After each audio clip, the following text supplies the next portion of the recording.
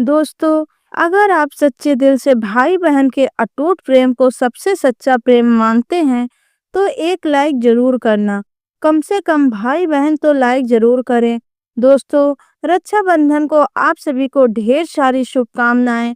माताएं बहनों, मायके से भूल कर भी ना लाना यह चीज, नहीं तो पति हो जाएंगे बर्बाद।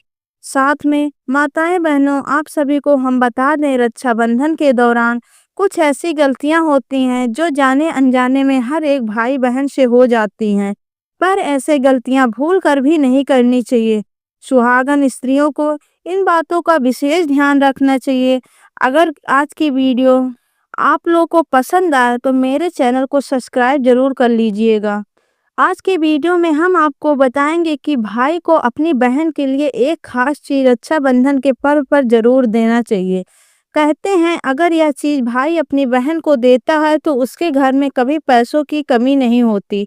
हमेशा ही ऐसे घर में लक्ष्मी का वास बना रहता है।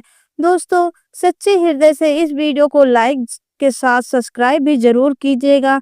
हम आपको यह भी बताएंगे कि हर एक बहन भाई को रक्षाबंधन के त्योहार पर एक खास चीज जरूर खिला देनी चाहिए, जिससे कि भाई के घर में कभी बंधन वस्त्र की कमी नहीं होती। हमेशा ही लक्ष्मी का वास बना रहता है और हर मनोकामना इच्छा पूरी होती है। भक्तों, जो भी भक्त इस वीडियो को सच्चे हृदय से पूरे देखेगा, आज उसको लाभ जरूर प्राप्त होगा। दोस्तों, आप सभी को हम बता दें कि रक्षाबंधन का त्योहार हर साल सावन माह की पूर्णिमा तिथि को मनाया जाता है और शास्त्रों में ऐसा वर्णन है कि रक्षाबंधन का त्योहार भद्रा काल में नहीं मनाना चाहिए।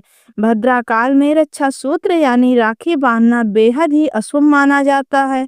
शास्त्रों में कहा गया है कि भद्रा का त्याग करके ही रक्षाबंधन का पर्व मनाना चाहिए।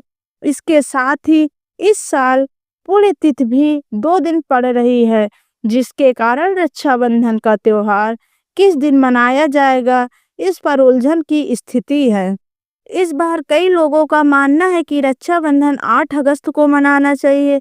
वहीं कुछ लोगों का मानना है कि 9 अगस्त को रक्षाबंधन का त्योहार मनाना शुभ रहेगा।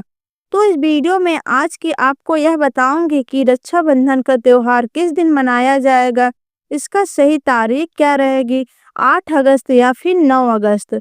साथ ही आपको भद्रा काल का समय भी बताऊंगी, क्योंकि इस बार रक्षाबंधन के दिन भद्रा का छाया रहेगा, इसीलिए राखी बांधने का शुभ मुहूर्त जानना बेहद जरूरी है। इसलिए इस वीडियो को लास्ट तक जरूर देखें। वीडियो स्टार्ट करने से पहले आपसे रिक्वेस्ट है, अगर अभी तक आपने हमारे चैनल को सब्सक्राइब नहीं किया तो जल्दी से सब्सक्राइब करके बेल आइकन दबाएं। साथ ही वीडियो को लाइक करें और ज़्यादा से ज़्यादा शेयर करें। तो आइए शुरू करते हैं। रक्षाबंधन का त्योहार श्रावण माह की पूर्णिमा तिथि को मनाया जाता है। यह त्योहार भाई बहन के अटूट प्यार का प्रतीक है। इस दिन बहन भाई की कलाई में रक्षा सूत्र यानी राखी बांधती है और उसकी लंबी उम्र और उसके अच्छे स्वास्थ्य की कामना करती है, और भाई ने सदा अपनी बहन की रक्षा करने का वचन देते हैं। दोस्तों, आपको बता दें कि शास्त्रों में भद्रा काल में राखी का त्योहार मनाना अशुभ बताया गया है, इसीलिए भूल कर भी भद्रा काल में आप अपने भाई को राखी बांध ले। इसके पीछे एक पौराणिक कथा भी है। ऐसा कहा जाता है कि लंकापति रावण ने अपनी बहन से भद्रा काल में ही राखी बंधवाई थी और 1 वर्ष के अंदर उसका विनाश हो गया था। इसके अलावा मद्रास शनिदेव की बहन और उन्हें ब्रह्मा जी ने श्राप दिया कि जो भी भद्रा या अशुभ या मांगलिक कार्य करेगा, उसका परिणाम हमेशा ही अशोका या, इसलिए आप गलती से भी अदरक इस समय रक्षाबंधन का त्योहार मनाएं। दोस्तों, रक्षाबंधन के दिन बहनें अपने भाइयों की कलाई पर राखी बांधती हैं और उनकी लंबी उम्र की कामना करती हैं। इसीलिए इस दिन भाई बहनों को स्नान आदि करके हो सके तो नए वस्त्र पहनने चाहिए और इसके बाद मिलकर भगवान की पूजा करनी चाहिए। पूजा से पहले आप पूजा की थाल अवश्य लगा लें और उसमें रोली, चंदन, अक्षत, राखी और मिठाई आदि रख लें। एक घी का दीपक भी रख ले, जिससे आप भाई की आरती करेंगी। अब आप इस पूजा की थाली को सबसे पहले भगवान को समर्पित करें। इसके बाद अपने भाई को पूर्व या उत्तर की ओर मुंह करके बैठाएं और बहन प्रमुख पश्चिम की ओर होना चाहिए। इसके बाद आप सबसे पहले भाई को अपने तिलक करें, उन्हें रोली चंदन और अक्षत लगाएं, उसके ऊपर थोड़े से फूल छिड़कें। इसके बाद आरती करें। अब भाई के दाहिने हाथ की कलाई में राखी बांध दें और इसके बाद जो भाई का मुंह मीठा कराकर भाई के लिए मंगल कामना करें और राखी बांधने के बाद हाँ भाई भी अपनी बहन को रक्षा का वचन दे और साथ ही कुछ उपहार भेंट करे। चलिए अब जान लेते हैं कि 2025 में रक्षाबंधन कितनी तारीख को मनाया जाएगा, कौन सा इसका शुभ मुहूर्त रहने वाला है। रक्षाबंधन की तारीख और समय हिंदू पंचांग के अनुसार 9 अगस्त शनिवार को मनाया जाएगा। पूर्णिमा तिथि 8 अगस्त दोपहर 2 बजे से शुरू होगी और 9 अगस्त को दोपहर 1:30 पर समाप्त होगी। राखी बांधने का शुभ मुहूर्त। अब आइए जानते हैं कि राखी बांधने का शुभ मुहूर्त क्या है। रक्षाबंधन के दिन यानी 9 अगस्त दिन शनिवार को राखी बांधने का शुभ मुहूर्त सुबह 5:50 से शुरू होकर दोपहर 1:30 तक रहेगा। भद्रा काल का प्रभाव। हिंदू मान्यताओं में भद्रा काल में शुभ कार्य करना वर्जित माना जाता है और राखी बांधना भी इस दौरान अशुभ होता है। अच्छी बात यह है कि रक्षाबंधन पर भद्रा का साया न के बराबर रहेगा। भद्रा काल 9 अगस्त को सूर्योदय से पहले ही समाप्त हो जाएगा, जिसका मतलब है कि बहनें बिना किसी चिंता के पूरे दिन राखी बांध सकती हैं। कई लोगों के मन में भद्रा काल को लेकर कई सवाल रहते हैं, इसीलिए आइए भद्रा काल के समय के बारे में जानते हैं। रक्षाबंधन के दौरान भद्रा काल पूर्णिमा तिथि के साथ शुरू होगा, यानी 8 अगस्त को दोपहर 12 बजे से। यह समय रक्षाबंधन के पहले भद्रा काल की समाप्ति 8 अगस्त के मध्य रात्रि 7 बजे होगी। इसका मतलब कि रक्षाबंधन के दिन भद्रा काल सूर्योदय से पहले समाप्त हो जाएगा और पूरा दिन दोपहर 1:30 बजे तक बहनें बिना चिंता के राखी बांध सकती हैं। शुभ योग और उसका महत्व। इस साल रक्षाबंधन पर कई शुभ योग बन रहे हैं। इस वर्ष पर्व को और भी खास बनाते हैं सौभाग्य योग, शोभन योग और सर्वार्थ सिद्ध योग इस दिन मौजूद होंगे। ज्योतिष शास्त्र के अनुसार इन योगों में किए गए कार्य शुभ फलदायी होते हैं और जीवन में सुख समृद्धि लाते हैं। ब्रह्म मुहूर्त सुबह 4:30 पर शुरू होकर 5:05 तक और अभिजीत मुहूर्त 12:20 से शुरू होकर 12:30 तक रहेगा। राखी बांधने की विधि। रक्षाबंधन के दिन बहनें स्नान करके एक थाली में राखी, रोली, चावल, मिठाई और दिया सजाती हैं। भाई के मस्तक पर तिलक लगाकर उनकी आरती उतारती हैं और राखी बांधती हैं।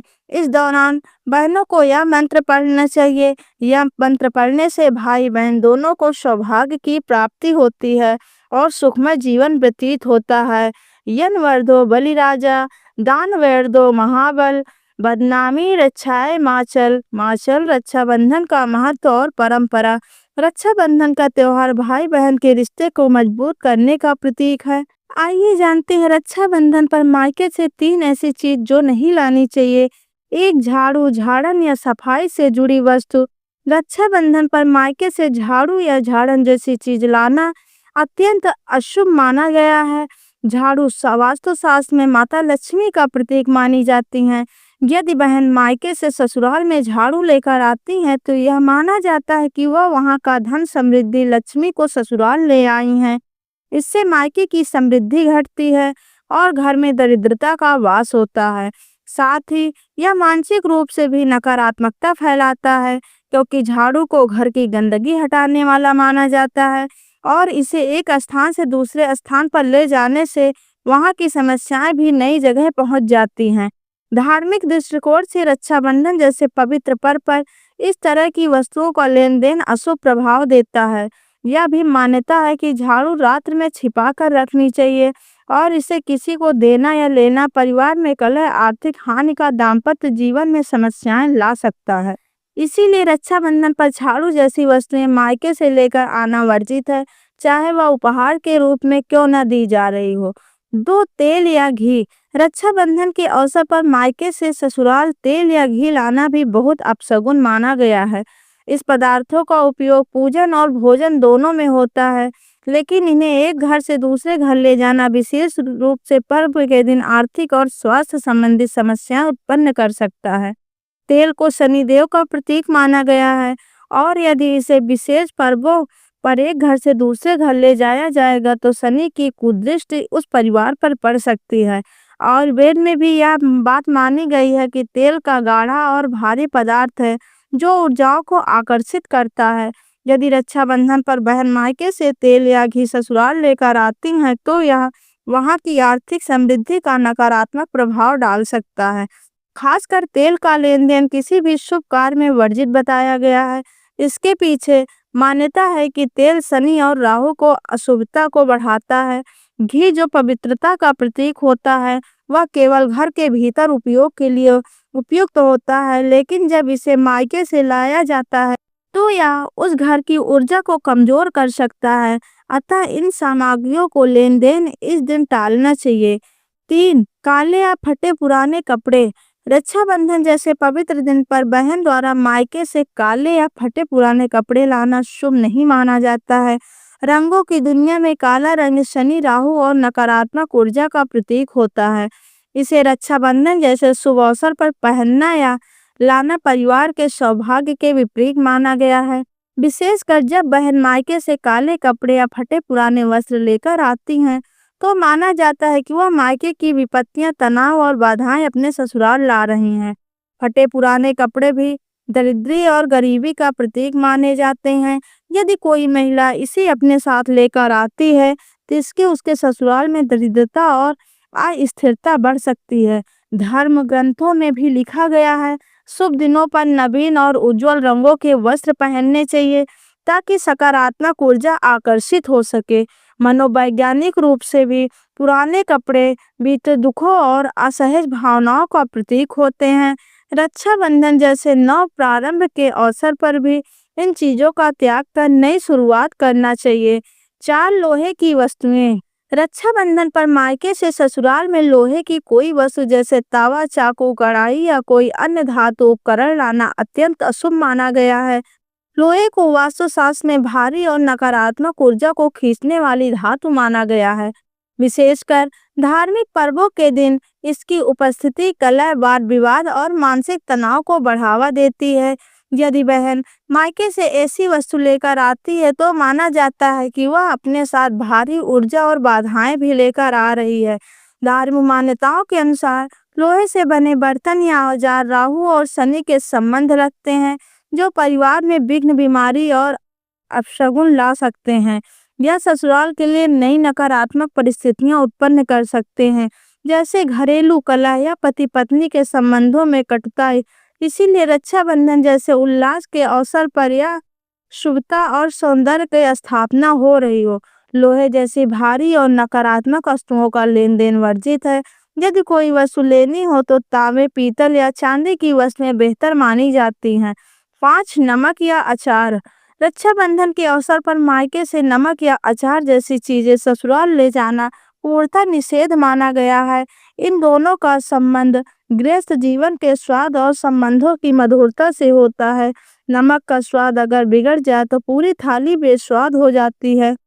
उसी तरह नमक जैसी चीजें मायके से लाकर ससुराल में दी जाए तो माना जाता है कि रिश्तों में खटास, वाणी में कटुता और पति पत्नी में तनाव आ सकता है।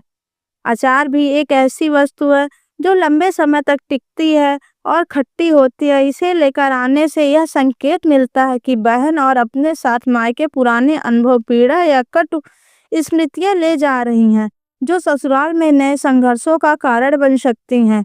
धार्मिक मान्यताओं में भी कहा गया है कि अचार या नमक का लेन देन विवाह संबंधों को कमजोर करता है।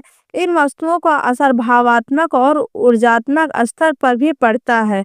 जहां रक्षाबंधन का उद्देश्य रिश्तों को मजबूत करना होता है, वहीं ऐसी चीजें रिश्तों को टकराव और कटुता बढ़ा सकती हैं।